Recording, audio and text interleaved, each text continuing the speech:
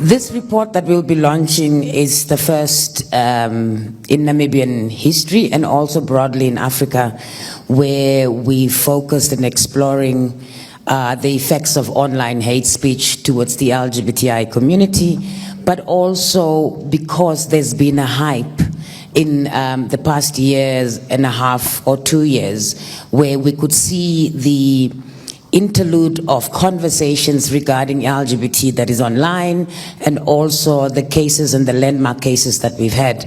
So what we've done is Namibia Diverse Women's Association, in partnership with Namibia Media Trust, are set to be able to prioritize this, and the importance around working with an independent media organization was crucial to ensure that the objectivity, but also making sure that the data is scientific. That is why Christy is here. But before we get into that stream of the data and the launching of it, Zoe, why did you decide to work with an LGBT organization and ensure that this partnership can deliver a report like this?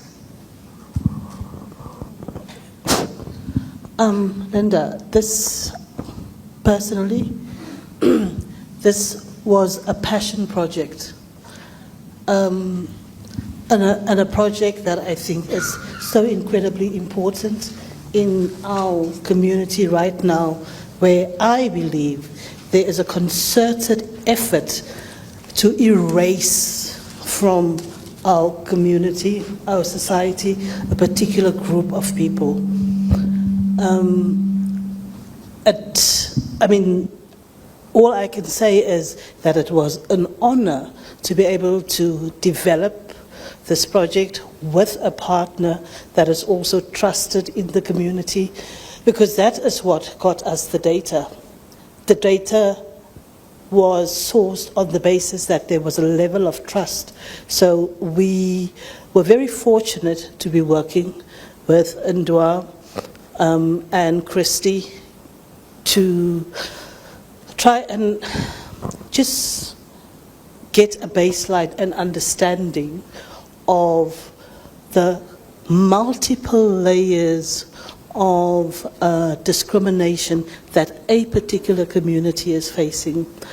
Our space is in the media, digital, online space, which, I mean, the general understanding is that the internet is a democratizing space, that because of the internet and people's supposed access to the internet, that people have more freedom to speak and to express themselves. But what if that space, if the internet, if social media becomes a toxic environment, becomes a space where people are not safe, where they are further discriminated against? Those are the reasons behind the project. I think that we are very excited, most certainly, by the fact that this is a first for Africa. This is a first for Namibia. It's an opportunity for us to put This is an opportunity for us to put, the data on the table and talk about facts, so that when we go and develop our advocacy strategies, that we can point to evidence and be very, very clear about where the problems are and what needs to be fixed. And also incredibly important is that this was a collaborative project, not just between the three of us, but with a community that feels and I think senses a level of ownership and is going to walk this path with us for much, much longer.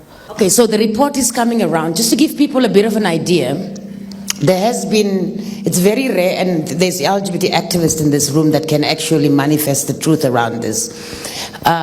This study has reached about 5 towns. It's Swakopmund, Walfish Bay, Windhoek, Omaruru, and Keetmanshoop. That is the 5 towns where the study was made. We reached about 800 respondents, but before we could even get to doing the survey, there was a process of engagement with communities in order for us to even lay a foundation and understanding whether people understood what is online hate speech. And I think through that, Christy is also going to touch on that, but we've realized people could not connect what is online hate speech with the realities of what they're experiencing. For example, when they get a WhatsApp that is saying, kill the Moffies, they don't see that as online hate speech. They just see it as, you know what, these people are just spewing some nonsense. And through that, we had to workshop the processes through before we could get people to participate in the surveys. On top of that also, we also manifested that we are hoping we will be taking forth, Zoe, and that has to do with the lexicon that we will be working on. Because usually online when we report, like for instance with Facebook, and you report and say that this thing is offending me, you know, the people that are reviewing from Meta side, they can tell you with their community standards that it is not. So what we've done is also do a lexicon that would look at the terminologies and name callings that are being called online, so that Meta is able to pick it up. So if the term Eshenge comes online, that person already gets alerted to say that you are using offensive language online. So because they do not have the words that we know are offending us, and we've been working on a lexicon that we are hoping some level of engagement would go beyond the data that we are having in front of us. So it is historic, but it's also interesting to have learned that as the LGBT community, we have more than 40 names that are slurring phrases that are used against us. And we are hoping that the platforms will also be able to integrate this conversation, but also extended to that, we also need to engage the media houses so that they also able to understand where this data is leading us to and how we can strengthen collaborative engagements around it. So Christy, you did the magic around, you know, all this scientific, you know, can you just give us a few of those highlights that we have that came out strong in the study? Okay, so this works. Yeah, I think, you know, just for starters, I see some people in the room that's participated in our process. So thanks very much. It's great to see you all again. The notion of using research as a method to give a voice to the voiceless is pretty much something that I think has become more and more important. And we hope that this will help articulate the struggle for dignity and equality and inclusivity and all these things. A short while ago, Diane Hubbard produced a paper and did a talk that was actually quite disturbing. And before I get into the details of this, I'll tell you why I think it's disturbing. We're facing another issue in terms of our democracy.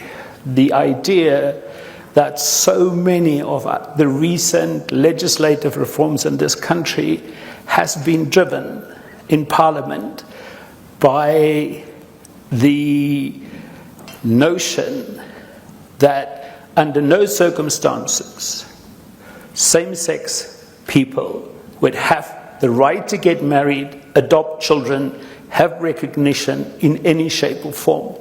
This issue is very much at the core of Namibia's constitutional crisis that's busy being developed. How Parliament is trying to circumvent rulings of the judiciary by using and introducing new legislation. I don't know how many of you saw the movie about the life of Larry Flint. I think it was one of the pornographic magazines, Hustler or one of those. And he kept on being in court to defend his magazine. And the journalist used to say, but why do you go back to court all the time? This is after all pornography. He says, no, it's the freedom of speech. I'm fighting for your rights.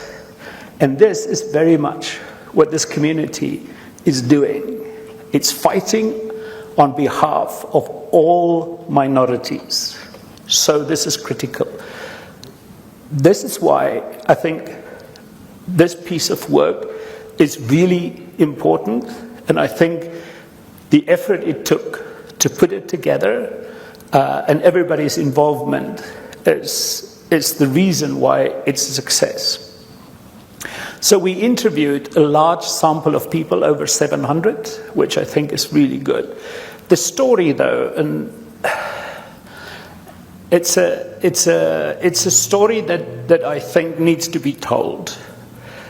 That online hate speech is rife. We don't have legislation. That it comes in different formats and across all platforms.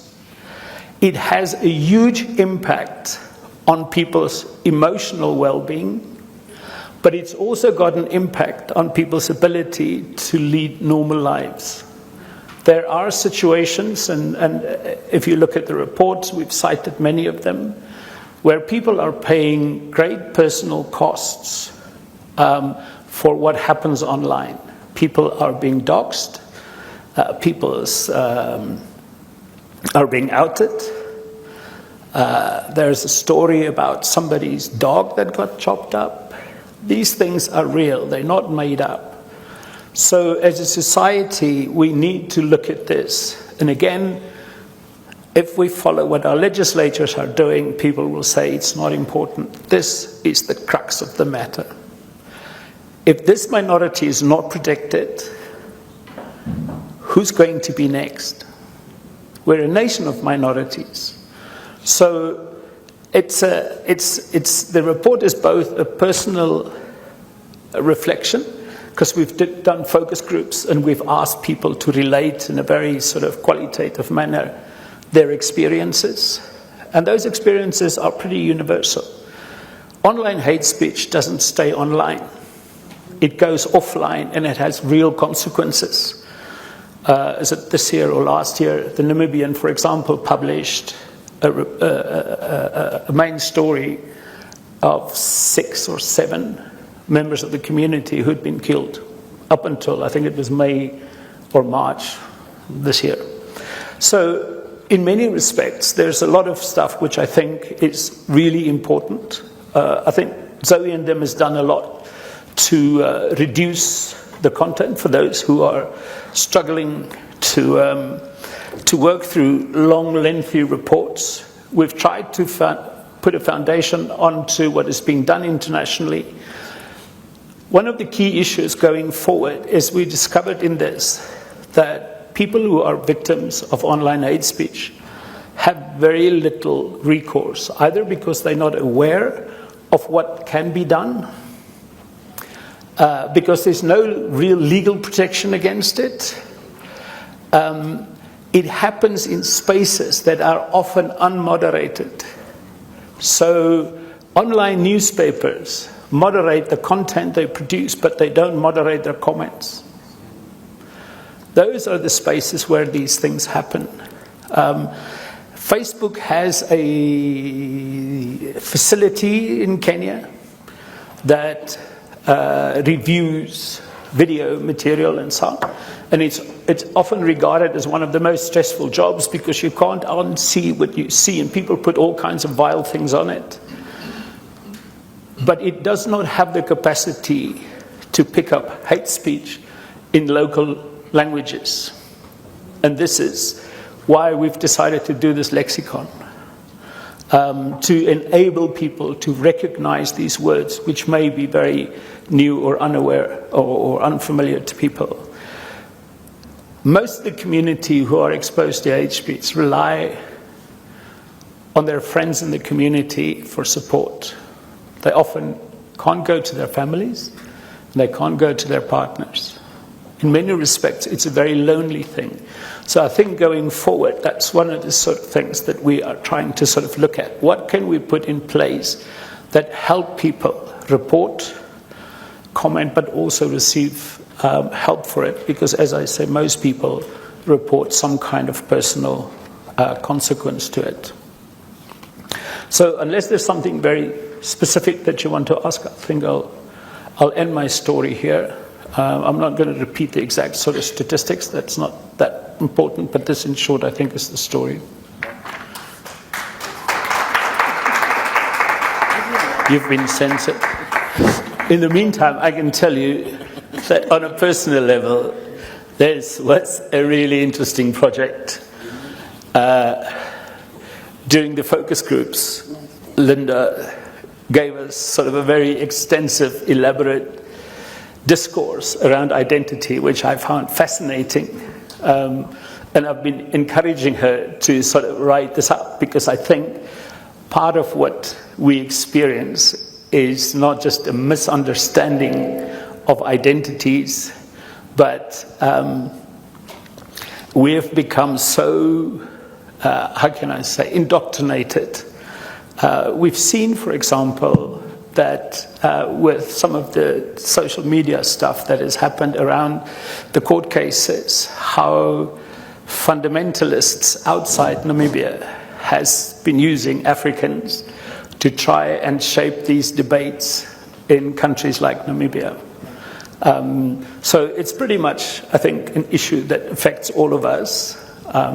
Anyway, so are you back on again? I can stop now. I'm back. I was just winging it. I've got life. I know, I remember Christy sitting in that space. Just the acronym LGBT is so complex, because all of us just look at it as uniform, and we had to unpack that. And if you just look at the L has got about 4 or 5 sub-identities. So it was an interesting journey to see our scientific mind sitting there and just being fascinated about this one acronym that has quite a number of dimensions. And I think that is what is important for us to do, so that people can know that it's not uniform by default of that particular acronym, but also a greater learning process, because through this engagements we could produce quite a number of material that came out of these engagements, and also personal positive narratives that we will be, as of today, airing into the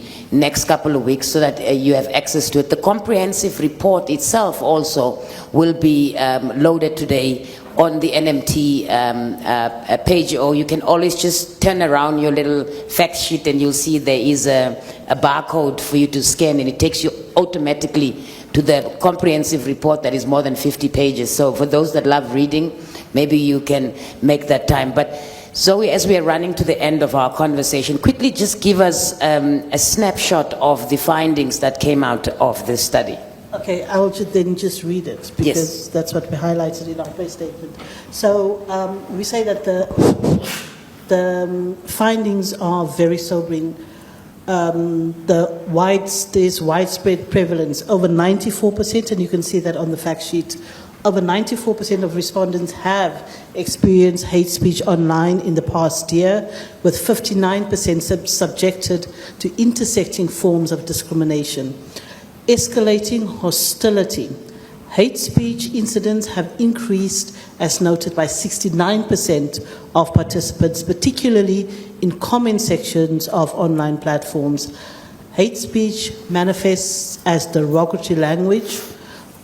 These are the forms and effects, 43%, harassment 34%, threats 34%, and doxing 16%. Its emotional toll is immense, with 86% reporting distress and 45% noting mental health impacts.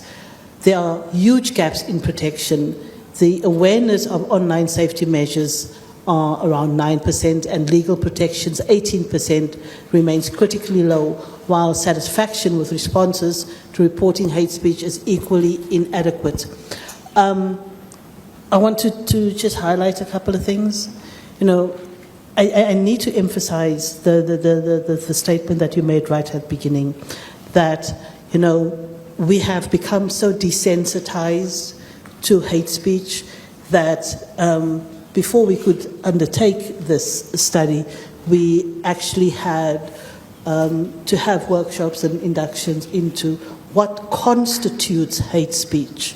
If you look at our legal framework, Namibia's legal framework, we have a law on discrimination, but I think the focus of that law is on racial discrimination, and for good reason, because of our history, our past. The focus was racial discrimination. And that is why one of the things that we will be doing is to lobby very, very specifically for an amendment and broadening of that legislation to reflect the diversity and complexity of the kind of discrimination that Namibians are facing. So that's just one issue. It is also important, and this is where the regulators come in. Regulators like CRAN and other agencies who regulate our communication platforms. We will be speaking to CRAN as regulators. We will be speaking to the Editors Forum, to our media ombudsman, about how the media potentially also perpetuates this hate speech on its own platforms and through its own actual writing and media production work. But importantly, we need to sensitize journalists about the power of their pen and how that pen affects people. Thank you very much, Zoe. And I think this is just the beginning of where we're heading with this study. The study is also going to go, obviously, beyond our borders, but the main idea is to do advocacy interventions with the LGBTI leaders and also the persons who are actively involved in human rights, equality and justice for all. So in that process, we believe that this is a beginning to really unravel the unspoken reality of online hate speech, because we can't measure the others that are around in our social spacing. But this one we could measure directly, and we were able to also pull from online statistics around, is it really truthful that there is language that is being used that offends the LGBTI community? At the same time, also in this room, there are people who carried this project throughout, making sure that they're participating. I want to acknowledge them in this room, Joller, JM, Shonena, Tafari. These are people that really made sure that the voices and diversity representation is there, and we acknowledge the 800 to 900 LGBTI persons who participated in it. There were moments of uncomfortability also where people broke down emotionally because of having to delve into those emotional states and realities that they faced. But we've also realized with the findings that there's a lot of work that needs to be done to be able for us to befriend the media fraternity and for them to befriend themselves with the LGBTI community. And also, how do we source them with the right information? But also, how do we ensure that policy framework can be of great change for the future of the members of the LGBTI community?